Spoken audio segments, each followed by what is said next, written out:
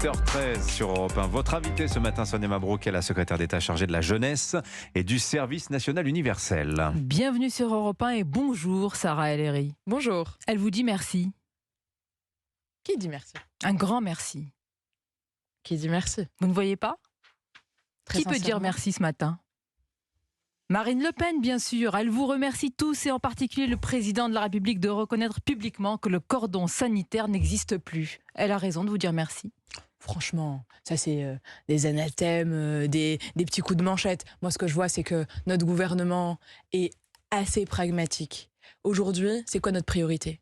C'est le quotidien des Français. Là, vous nous faites de la langue de bois. Mais absolument pas. Clairement, Emmanuel Macron a acté du fait que les arguments moraux font pchit et que le fameux cordon sanitaire a cédé depuis longtemps. Vous êtes d'accord? Mais soyons très clairs. Comment on lutte contre le Front National? Comment on lutte le contre Rassemblement National? Comment on lutte contre l'extrême droite dans notre pays? Eh bien, en allant chercher des solutions. Quand on installe des usines, quand on réindustrialise, quand on va chercher 8000 emplois supplémentaires, 1,2 million d'emplois. Ça aide qui? Les ouvriers, les employés, sur les terres où l'extrême droite de la République a raison. Mais vous savez, moi, je veux dire, lutter aujourd'hui contre les extrêmes, parce que pour moi, lutter contre l'extrême droite, comme lutter contre l'extrême gauche, vous mettez sur le même plan?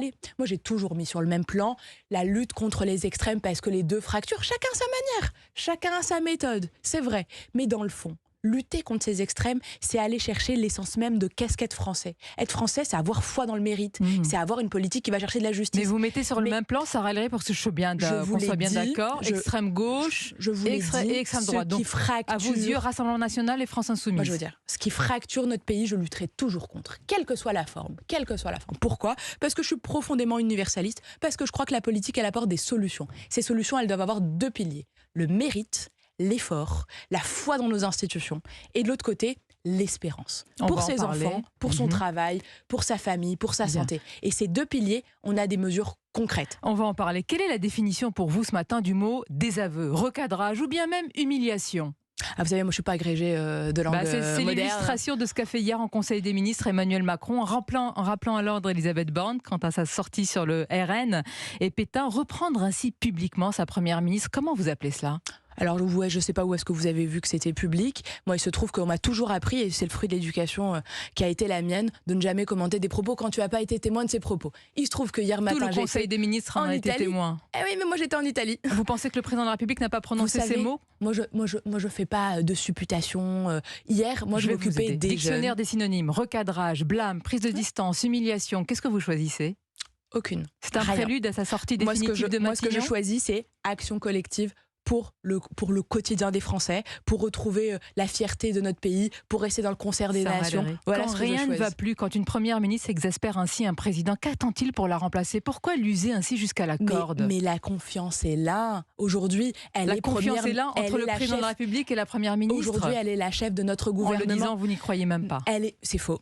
Aujourd'hui, elle est la chef de notre gouvernement. C'est elle qui siège aux questions au gouvernement. C'est la chef de notre gouvernement. Mais factuellement, c'est la nôtre. Et demain, le sera-t-elle encore longtemps? Mais vous savez, ça, c'est la prérogative du président de la République et exclusivement de la présidente. Et vous savez, moi, je suis tellement gaulliste que j'adore notre Constitution. Et il se trouve que les rôles et les responsabilités sont rappelés noir sur blanc. Mais jamais je m'amuserai à rentrer dans des débats. Ça fait 3 minutes qu'on commente ça. C'est le président de la République qui a prononcé ces mots. Mais ça fait 3 minutes qu'on commente des mots potentiellement dits pendant un Conseil des ministres. Moi, ce que je vous dis, c'est qu'au quotidien, les Français ils me disent quoi?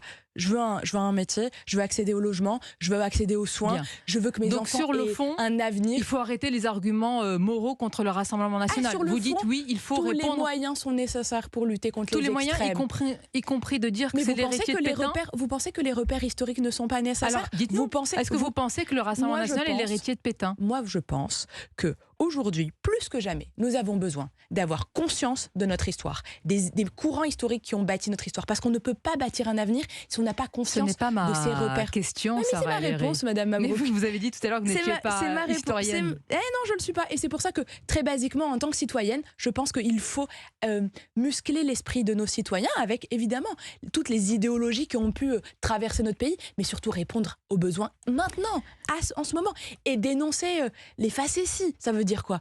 Quand le Rassemblement national ne vote pas au niveau européen un certain nombre de soutiens pour les Français, il faut le dire, c'est ce qu'on fait. C'est gonflé quand même de la part d'un gouvernement qui a salué il y a encore quelques semaines l'attitude républicaine du Rassemblement national lors du débat sur la réforme des retraites. Et aujourd'hui même, il y a quelques jours, la première ministre qui dit que c'est l'héritier de Pétain. Avouez que en même temps, est-ce qu'il n'a pas des limites? Madame Mabrouk, nous avons toujours combattu et l'extrême droite et l'extrême gauche de manière assez ferme pour plein de raisons. La première, c'est parce que les deux veulent fracturer notre pays. L'extrême droite, c'est le fruit, ça a été une des raisons qui a fait que je me suis engagée en politique. Pourquoi? Parce qu'ils ne me regardent pas de la même manière qu'un autre Français. Donc je ne veux pas qu'on me juge sur mon degré de français. Ça a été un des enjeux qui a été le mien. Pourquoi? Parce que moi je crois au mérite, je crois à la force de cette France qui te regarde simplement par l'effort qui est le tien et tes actes.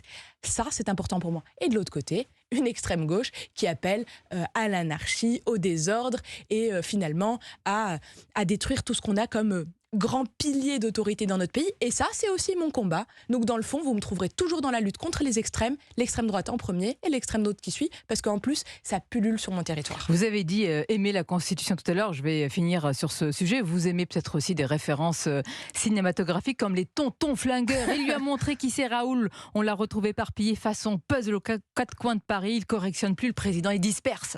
Vous êtes d'accord ? Président de la République, il donne un cap et je crois qu'il fait la fierté en réalité d'un grand pays qu'est le nôtre. Et plus on fait attention à ce qu'on dit sur, d'une certaine manière, des grandes institutions, et je pense que plus on fait grandir la France.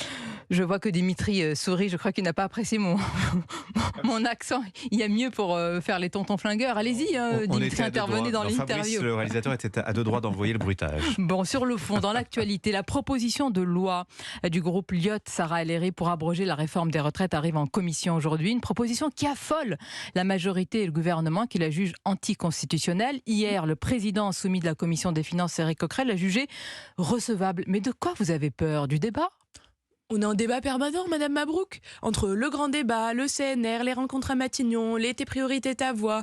Enfin, on peut pas dire qu'on est un gouvernement qui ne débat pas et une majorité qui débat, puisque les débats sont non-stop à l'Assemblée nationale. Je rappelle juste, quand même pour nos auditeurs, qui a fui le débat pendant la réforme des retraites?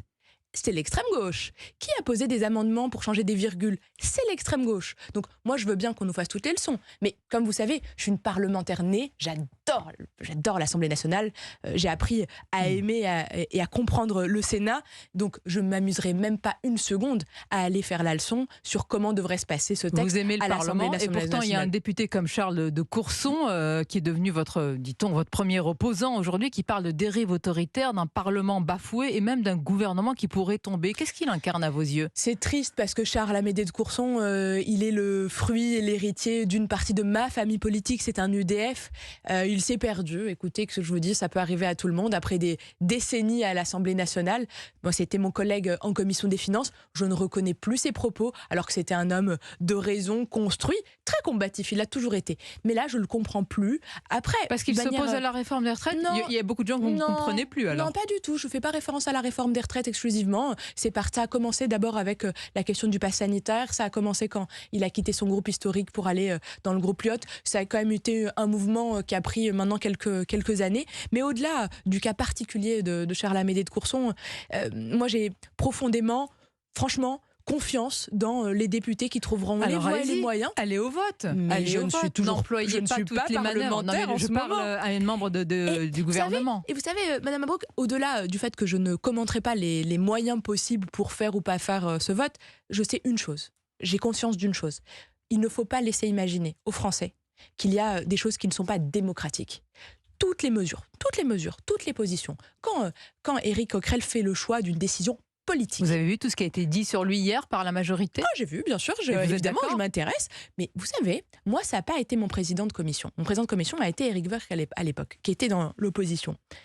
C'est incompréhensible, cette recevabilité. Maintenant, ça a été sa décision. Les autres députés ne sont pas moins légitimes pour utiliser les outils de notre Assemblée. Et donc pourquoi des mesures seraient plus légitimes que d'autres? Alors laissons les parlementaires, entre représentants du peuple de France, décider quel sera le sort de cette proposition. Sarah El Haïry, vous êtes en charge de la jeunesse et du service national universel, le SNU qui est mis en place, rappelons-le, expérimenté depuis 2019, on va en parler. Mais d'abord, vous étiez hier à Rome pour l'élaboration d'une sorte de service civique franco-italien. Mais de quoi s'agit-il? traité du Quirinal, un traité historique entre la France et l'Italie. Vous savez, moi je crois que quand il y a des peuples frères, il faut construire des liens, mais des liens forts. Les liens diplomatiques en ce moment entre ces peuples frères sont compliqués, entre ce qui se passe entre M. Darmanin et Mme Mélanie. Il faut séparer les liens historiques des aléas politiques. Moi, j'ai toujours cru qu'il fallait enraciner plus en profondeur les relations entre des peuples. Au-delà, évidemment, des actualités gouvernementales qui nécessitent parfois beaucoup de dialogue, beaucoup de pédagogie. Alors le dialogue, vous parlez beaucoup aussi du SNU, évidemment, vous êtes en charge de cela, avec une évolution et la mise en place de classes d'engagement. Je le dis à nos auditeurs, c'est une nouvelle formule sur la base du volontariat des enseignants dans le cadre de séjours de 12 jours pour les lycéens, avec un encadrement partagé entre personnel de l'éducation et des anciens militaires. D'abord, est-ce que c'est en bonne voie ? C'est en très bonne voie et c'est même plus que ça. Les séjours de juin et de juillet dépassent toutes nos espérances. On a une liste d'attente de plusieurs milliers de jeunes qui souhaitent y aller. Alors là, c'est vraiment le coup de l'extrême droite, l'extrême gauche qui a essayé de Elle vous fragiliser. accuse de faire entrer l'armée à l'école, de vouloir militariser la jeunesse. Voilà, des excès, la tyrannie d'une minorité bruyante, rien d'autre. Ceux qui ont vu le projet, ceux qui ont été et ceux qui ont discuté avec des jeunes qui l'ont fait, en réalité adhèrent et viennent. Au point où on a plus de jeunes volontaires à ce projet que de place, ce qui nous amène évidemment à trouver d'autres modalités. Certains mettent en cause justement cet engouement et ces chiffres. Mais vous savez, aujourd'hui, le doute, il est permis. Moi, ce que je vois, c'est des familles qui, du coup, appellent à ce que leurs enfants participent. Et j'en suis particulièrement fière, parce que ça veut dire quoi ? C'est des jeunes qui viennent pendant leurs vacances scolaires prendre du temps, qui lèvent un drapeau, qui vivent un temps de patriotisme. C'est une période de cohésion ? C'est l'école du patriotisme. Ça peut être une réponse à la décivilisation, l'une des réponses dont a parlé Emmanuel Macron. C'est une chance pour les jeunes, pour le pays ? Bien sûr que c'est une chance. C'est une chance pour le jeune et c'est une chance pour la France. Pour deux raisons. La première, c'est que pour faire nation, on a besoin de se respecter. On a besoin d'avoir conscience de la grandeur de notre héritage. On a besoin de vivre, moi je crois, à la force du rituel. Et ces rituels, c'est quoi ? Se lever le matin, dormir dans un dortoir avec peut-être quelqu'un qu'on ne connaît pas, d'un autre milieu social, d'un autre territoire, qui vient d'un territoire plus rural. C'est aussi les ordres, etc. Et certains disent que justement cette militarisation d'une partie de la société vous est reprochée. C'est les mots faciles et basiques du discours d'ultra-gauche classique antimilitariste. Moi, ce que je vois, c'est des hommes et des femmes qui ont servi nos armées, qui ont servi nos drapeaux, qu'ils soient pompiers ou militaires, des enseignants et des gens qui viennent du monde associatif, qui mettent leurs efforts et leurs connaissances en commun pour notre jeunesse. Quand on voit les défis qui nous attendent aujourd'hui devant eux, je pense évidemment aux questions démocratiques, je pense évidemment à la guerre qui est en retour en Ukraine, je pense même à cette dislocation de notre société. Enfin, la réalité, elle est là. Comment tu vas chercher de l'unité ? Eh bien, en allant donner les moyens à cette jeunesse d'avoir confiance en sa capacité de faire. Et donc, il faut de la transcendance. Il y a 80 ans, en 1943, a été créé le chant des partisans, devenu chant emblématique de la résistance, un chant entonné par de nombreux volontaires du SNU. Écoutons.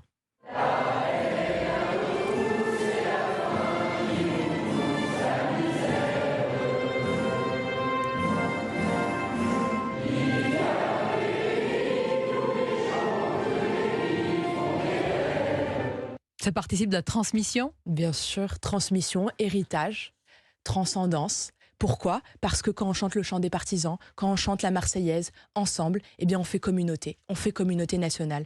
Et moi, ça me fait toujours de l'émotion quand je vois des jeunes de 16 ans entonner et la Marseillaise et le chant des partisans, alors même que certains ricanent. Certains ricanent. Alors, certains ricanent et aussi, vous avez été cible de beaucoup non pas de critiques, Sarah El Haïry. Oui, vous dites oui.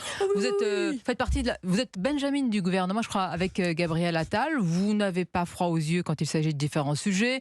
Vous avez été, même si c'est la sphère privée, mais vous l'avez dit publiquement, la première ministre femme a déclaré publiquement, en tous les cas, son homosexualité. Tout ça fait partie d'un tout. C'est une manière de faire de la politique aujourd'hui. Non, il y a plusieurs choses différentes. La première, c'est moi, je ne ferai jamais partie des lâches, de ceux qui mèneront pas les combats nécessaires pour que notre pays reste fort et prépare nos jeunesses dans leur diversité à aller trouver les voies et moyens pour construire notre pays. Par contre, ma vie privée, je l'ai jamais mis en public. Maintenant, quand vous répondez à une question sur la violence des réseaux sociaux et que vous dites que ça fait de la peine à ma compagne, ça fait un titre. Dans l'article web, ça ne fait pas le même titre dans l'article papier. Dans le fond, c'est une manière médiatique de traiter le sujet. Mais si ça a permis à une jeune fille de parler à ses parents, eh bien c'est une chance.